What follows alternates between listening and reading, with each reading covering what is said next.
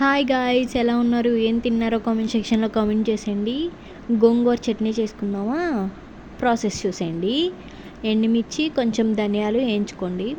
గోంగూర కూడా వేసుకొని మగ్గనించేయండి. మిక్సీ బౌల్లో ఎండుమిర్చి, కొంచెం కల్లుప్పు, కొంచెం జీలకర్ర, వెల్లుల్లి వేసి మిక్సీ పట్టేయండి. ఇది ఉడికిపోయిన తర్వాత మిక్సీలో వేసేయొద్దు. చూసారు కదా, పప్పు గుత్తి పెట్టే మ్యాష్ చేయండి. మిక్సీలో వేసామంటే మెత్తగా పేస్ట్ అయిపోద్ది అనమాట.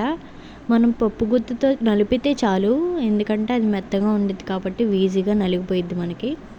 తర్వాత మనం గ్రైండ్ చేసుకున్నది ఉంటుంది కదా, అది కూడా వేసేసి తర్వాత పోపు వేసేసుకుందాము.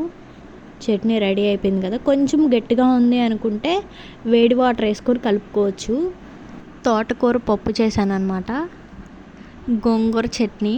ఏంటి సార్ అది గోంగూర చట్నీయా లేదంటే చింతపండు చట్నీయా అని మీకు డౌట్ రావచ్చు. అది గోంగూర చట్నీయే. ఎనీవేస్ టేస్ట్ అయితే బాగానే ఉందబ్బా, పర్లేదు.